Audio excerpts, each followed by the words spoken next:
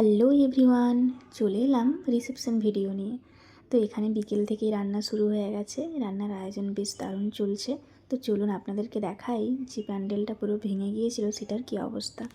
সেই ভেঙে যাওয়া প্যান্ডেলটা কত সুন্দর করে সাজিয়ে গুছিয়ে আবার গড়ে তোলা হয়েছে, তাই না? আসলে সত্যিই কি ভেঙে যাওয়া জিনিস গড়ে তোলা যায়? কিছু কিছু সময়ই সেটা মানুষের মন হোক বা কোনো জিনিস হোক, আঘাত পেতে পেতে যখন সেটা ঘায়ে পরিণত হয়ে যায় তখন সেটা হয়তো আর গড়ে তোলা সম্ভব হয় না।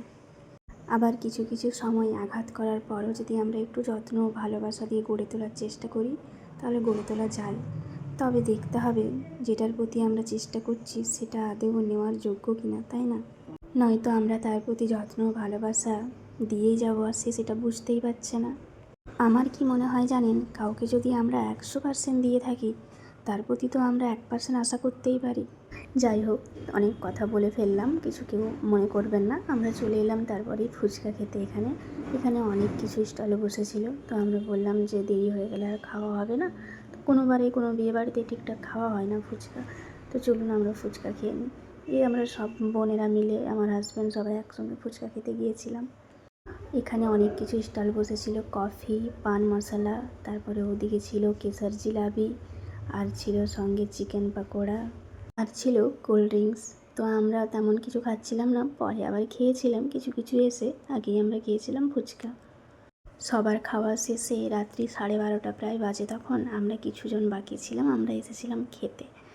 তো আমরা সবাই খেতে বসে গিয়েছিলাম। এখানে দাদা ভাবিকেও নিয়ে এসেছিলাম খেতে, ওরাও বাকি ছিল খাওয়ার জন্য। ওদিকে ভাবির জন্য স্পেশালি রাখা হয়েছিল এই মাছের মাথাটা, আর এই কাটলেটটা বানানো হয়েছিল দাদা আর ভাবির জন্য। আমরা বলেছিলাম বানাতে, তাই ওরা বানিয়ে দিয়েছিল। খুব সুন্দর হয়েছে, তাই না কাটলেটটা দেখতে? তো এখানে আমরা কিছু ফটো তুলে নিচ্ছিলাম, বিশেষ করে কাটলেটটার আমার তো বেশ ভালোই লেগেছিলো দেখতে, তাই আমি তুলে নিয়েছিলাম। দিয়ে আমরাও বসে পড়েছিলাম খেতে পাশেই। অনেকেই ছিলাম, আমরা প্রায় 10-15 জন বাকি ছিলাম খেতে, তাই সবাই একসঙ্গে খেতে বসে গিয়েছিলাম। দেখলাম আমরা বাড়ির লোক বলে আমাদেরকে মেনু কার্ড দেওয়া হয়নি, তাই বললাম যে কেন মেনু কার্ডটা দেওয়া হয়নি, মেনু কার্ডটা দিন। দিয়ে আমি একটু মেনু কার্ডের ছবিটাও তুলে নিলাম। তারপরে এই যে আমাদেরকে স্যালাড, কাটলেট সব দেওয়া হচ্ছিলো। আমাদের সঙ্গে মাও বাকি ছিল খেতে। অনেকটাই রাত হয়ে গিয়েছিল, তাই ঠিকঠাক আর খাওয়া যাচ্ছিল না, না খাওয়ার মতোই খেয়েছিলাম বলতে গেলে। কোনো কিছুই খেতে পারছিলাম না, অল্প একটু খেতে হবে তাই খাওয়া। যাই হোক, অল্প হলেও খাওয়া দাওয়া বেশ ভালোই হয়েছে আমাদের সবার, তার সঙ্গে মজা আনন্দও খুব সুন্দর হয়েছে।